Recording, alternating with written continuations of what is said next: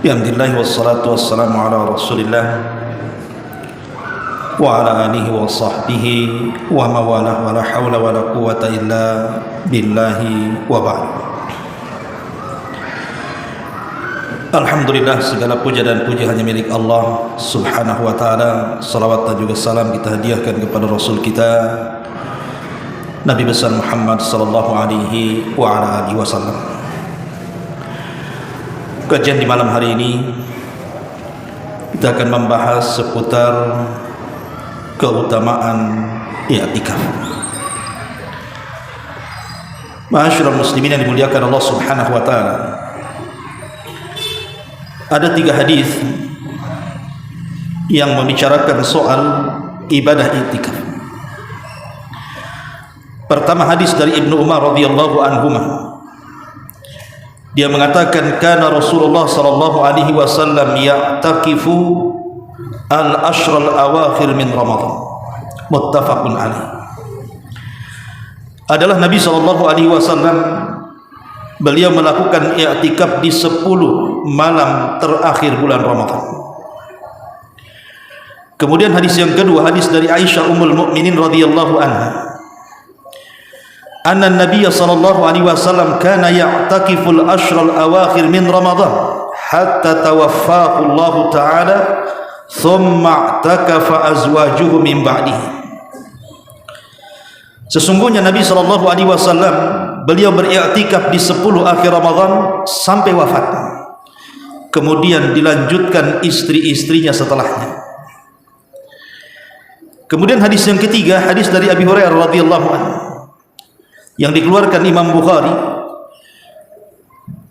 Beliau mengatakan, kana Nabi sallallahu alaihi wasallam ya'takifu fi kulli Ramadan 10 ayyam. Falamma kana al-'am alladhi qubida fihi i'takafa 20 yawman. Nabi sallallahu alaihi wasallam, kata Abu Hurairah, beriktikaf setiap bulan Ramadan itu 10 hari. Tetapi menjelang akhir wafatnya beliau beriktikaf sampai 20 hari. Hadis ini dikeluarkan oleh Imam Al-Bukhari. Dan banyak lagi hadis-hadis seputar i'tikaf. Ma'asyiral muslimin yang dimuliakan Allah subhanahu wa ta'ala, dari sini kita tahu bahwa i'tikaf itu adalah ibadah syariah, ibadah yang disyariatkan di dalam Islam. Bahkan itu kebiasaan Nabi sallallahu alaihi wasallam. Bahkan sebelum Nabi sallallahu alaihi wasallam diangkat menjadi nabi dan rasul sendiri, beliau juga beriktikaf di Gua Hira. Sampai kemudian Jibril datang dan menurunkan 5 ayat pertama surah Al-Alaq yang menunjukkan diangkatnya beliau menjadi nabi. Itu sebelum diangkat jadi nabi, Rasul juga suka i'tikaf.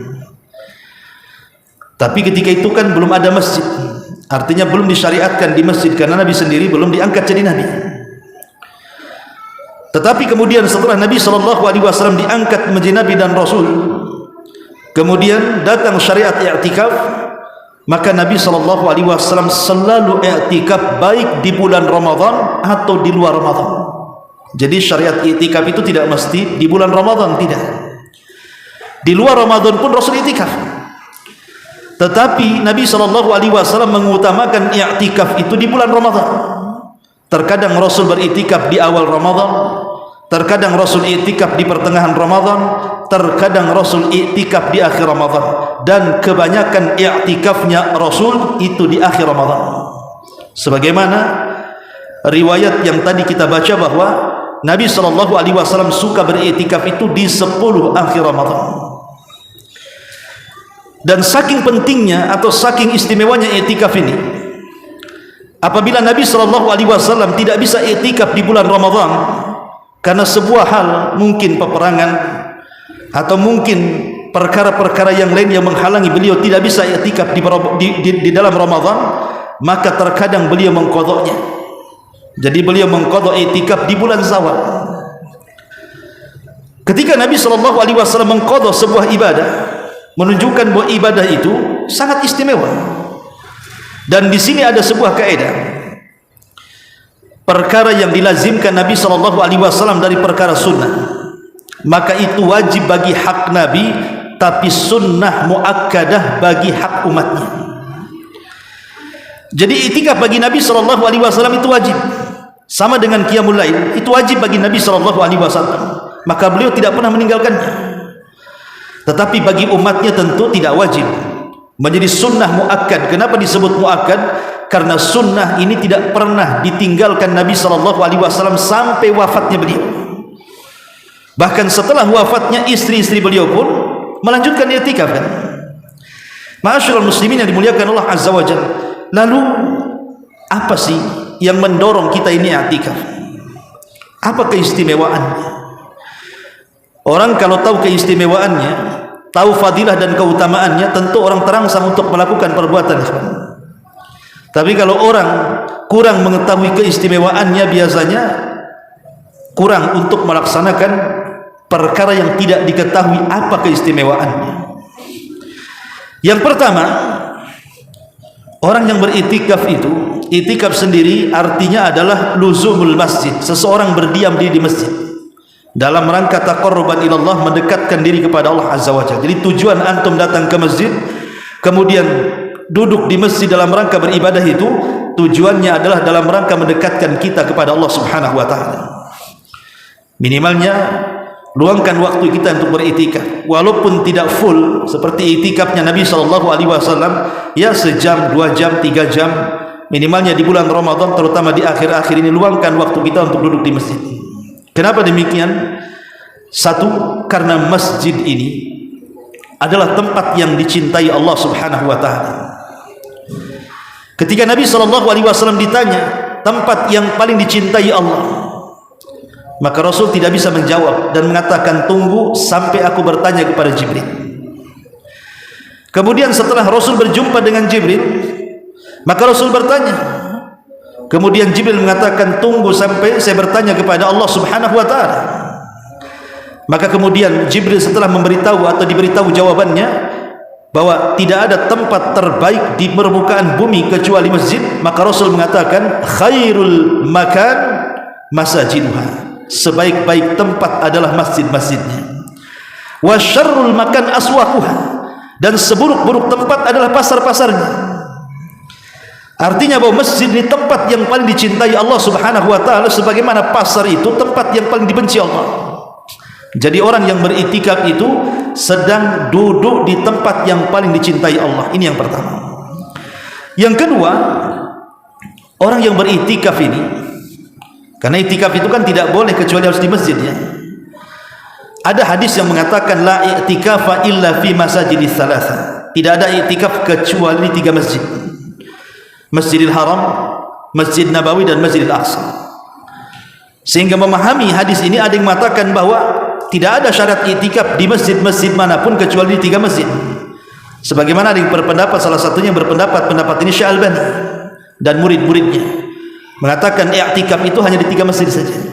Jadi tidak perlu antum i'tikaf di sini, ngapain? I'tikaf ke Masjidil Haram sana, atau Masjid Nabawi, atau ke Aqsa sana. Tetapi Syekh Utsaimin rahimahullah taala mengatakan, pertama riwayat ini lemah.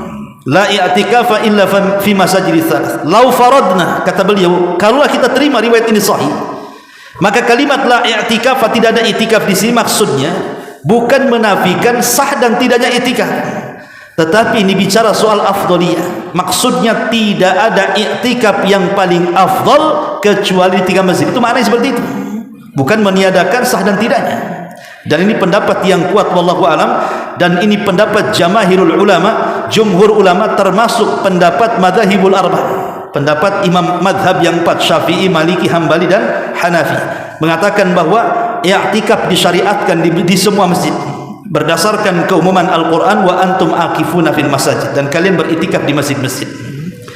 Tapi ini masalah khilaf para ulama, tapi yang jelas bahwa i'tikaf itu disyariatkan di semua masjid. Lah, masjid ini tempat yang paling dicintai Allah Subhanahu wa taala, dan orang yang duduk di masjid hakikatnya hatinya terikat dengan masjid. Dan ada sebuah hadis Nabi SAW yang mengatakan, sab'atun yudhilluhumullahu fi dhillihi yauma la dhilla illa dhill. Ada 7 kelompok yang akan mendapatkan naungan di hari yang tidak ada naungan arsy kecuali naungan Allah Subhanahu wa taala. Salah satunya adalah rajulun wa qalbuhu mu'allaqun bil masajid, seseorang yang hatinya terikat dengan masjid. Jadi orang-orang yang beriktikaf itu masuk dalam hadis ini. Mereka akan mendapatkan naungan di hari yang tidak ada naungan kecuali naungan Allah Subhanahu wa taala. Kapan itu? Pada hari kiamat. Ketika matahari dekatkan di atas kepala 1 mil, keringat bercucuran luar biasa, maka orang-orang yang hatinya terikat dengan masjid akan mendapatkan naungan dari teriknya matahari di padang mahsyar. Ini yang kedua. Kemudian yang ketiga, orang yang beriktikaf ini akan senantiasa didoakan para malaikat. Antum yang beriktikaf di masjid ini akan senantiasa didoakan para malaikat, dan malaikat akan mendoakan kita dengan mengatakan Allahumma ighfir lahu, Allahumma arhamhu. Ya Allah ampuni orang ini, ya Allah rahmati orang ini. Subhanallah. Dengan duduknya antum di masjid, malaikat mengatakan ya Allah ampuni orang ini, ampuni orang yang bersandar di tiang itu, ampuni orang-orang yang di pojok masjid itu, karena mereka beriktikaf. Ya. Mana hadisnya? Nabi SAW mengatakan dalam hadis yang dikeluarkan Imam Bukhari, innal malaikata tusalli ala ahadikum madama fi musallahu ma lam yuhdits. Sesungguhnya para malaikat akan mendoakan kepada salah seorang di antara kalian selama mereka berada di tempat solatnya, berada di masjidnya, selama dia tidak berhadas. Jadi kalau antum beriktikaf, kalau bisa jaga taharah, jaga kebersihan wudu. Kalau batal wudu lagi, masuk lagi, batal wudu lagi, masuk lagi, supaya mendapatkan doa malaikat. Karena syaratnya mendapatkan doa malaikat selama dia tidak berhadas. Maka malaikat akan mengatakan Allahumma ighfir lahu, Allahumma arhamhu. Ya Allah rahmati orang ini, ya Allah ampuni dosa orang ini. Subhanallah. Orang yang beriktikaf walaupun hanya setengah jam, 1 jam, 2 jam, 3 jam, para malaikat akan datang dan mengatakan ya Allah ampuni orang ini, ya Allah rahmati orang ini. Ini yang ketiga. Kemudian yang keempat, orang yang beriktikaf itu dia akan senantiasa mendapatkan pahala salat walaupun dia tidak salat. Orang-orang yang beriktikaf itu akan mendapatkan pahala salat dalam kondisi ketidaksolatan dia. Karena biasanya orang yang beriktikaf itu adalah orang yang menunggu salat setelah salat. Kata Nabi SAW, intidharus salati ba'da salat. Ketika orang menunggu salat setelah salat, maka seolah-olah anda ini berada di tengah-tengah salat. Jadi mendapatkan salat, pahala salat terus, padahal kita tidak salat. Kan lumayan itu kan. Coba umpamanya antum pada isya nih, antum iktikaf nunggu sampai subuh. Berapa banyak waktu dari isya ke subuh, seolah-olah kita salat terus kan. Nah ini keutamaan orang yang beriktikaf ya. Ma'asyiral muslimin yang dimuliakan Allah Subhanahu wa taala, lebih daripada itu. Tentu ketika kita ini mulai niat i'tikaf di salah satu masjid, harus ada tujuan ikhwan. Antum harus punya tujuan. Karena bagaimanapun innamal a'malu binniyat, amal itu ditentukan niatnya. Niat antum i'tikaf itu apa? Atau gara-gara antum bertengkar dengan istri, enggak kerasan di rumah lah, i'tikaf aja di masjid. Ya. Atau mamanya di rumah enggak ada makan, di masjid banyak makan lah, makan di masjid aja. Bukan begitu ya. Jadi ada maqasidul i'tikaf. Ada maksud-maksud i'tikaf. Apa saja maksud i'tikaf itu? Pertama yang harus antum niatkan ketika i'tikaf adalah antum dalam rangka iqtida bin Nabi, betul-betul mencontoh Nabi SAW. Ini yang pertama. I'tikaf antum ini ingin mencontoh Nabi, karena i'tikaf sebuah ibadah ya. Yang kedua, taharri Lailatul Qadri. Tujuannya adalah mengejar, memburu Lailatul Qadar. Jadi tujuan antum beriktikaf itu supaya mendapatkan malam Lailatul Qadar, dan itu memungkinkan bagi orang yang beriktikaf ya. Ini yang kedua. Kemudian yang ketiga, al-khalwatu billah. Tujuan antum beriktikaf datang dari rumah ke masjid itu dalam rangka ingin bersendirian kita dengan Allah Subhanahu wa taala di rumahnya. Karena masjid rumah Allah. Jadi kita ingin bersendirian dengan Allah Azza wa Jalla. Baik dengan salat berjamaahnya kita, dengan salat tarawihnya kita, dengan qiraatul Qur'annya kita, dengan tahajudnya kita, dan begitu seterusnya. Kita ingin berkhalwat, betul-betul menyendiri antara kita dengan Allah, yang itu tidak bisa dilakukan di luar rumah, di luar masjid kan. Tapi kalau di masjid memungkinkan. Kemudian juga tujuan ataupun maksud i'tikaf adalah islahul qalbi. Tujuan kita adalah untuk memperbaiki hati. Nabi SAW mengatakan, ala wa inna fil jasadi mudghah, idza saluhat saluhal jasadu kullu, wa idza fasadat fasadal jasadu kullu, ala wa hiyal qalb. Dalam badan kita itu ikhwan, ada segumpal daging. Kalau dia baik maka memperbaiki semua badan kita, kalau dia buruk maka memperburuk semua badan kita. Itulah hati. Kalau kita lihat kehidupan di luar masjid ikhwan, kita lihat banyak perkara-perkara syahwat dan syubhat itu mengancam kita kan. Di luar masjid ya. Antum kalau pulang ke rumah atau mungkin di jalan-jalan, macam-macam godaan yang akan menggoda kita kan. Entah godaan-godaan itu berupa main-main, handphone, menonton TV, ataupun mungkin ya makanan, kuliner, mungkin anak, istri, teman-teman, macam-macam kan begitu. Di luar itu macam-macam godaan, baik syubhat ataupun syahwat kan. Tetapi dengan masuknya kita ke dalam masjid, maka seolah-olah kita melupakan semua syahwat dan syubhat yang ada di luar. Antum ingin menutup pintu syahwat dan syubhat itu dengan masuknya ke dalam masjid, tujuannya lah untuk memperbaiki hati, supaya jangan terkena syubhat dan syahwat di luar masjid. Makanya i'tikaf ini adalah tarbiyatun nafsi, untuk mentarbiah jiwa. Termasuk juga tujuan i'tikaf adalah hifdzus siyam, supaya menjaga puasa kita. I'tikaf itu menjaga puasa kita. Kita loh sudah dari pagi kemudian sampai maghrib, kita menahan lapar, menahan dahaga, menahan syahwat, menahan macam-macam kan, untuk mendapatkan pahala. Jangan sampai kemudian pahala yang sudah kita lelah letih dapatkan dari pagi sampai sore ini dibatalkan dengan maksiat di tengah malam kan. Maka supaya jangan kemudian pahala puasa hilang, beritikaf, karena itikaf ini akan menjauhkan kita dari dosa. Dan itu salah satu juga menjaga pahala puasa. Termasuk juga at-taqallul minal mubahat, menyedikitkan jatuh dalam perkara-perkara mubah. Perkara mubah memang tidak ada dosanya, tetapi terkadang perkara mubah ini melalaikan kita, sehingga terkadang bisa terjerumus kepada hal yang diharamkan. Maka dengan kita beriktikaf, semua akan berubah.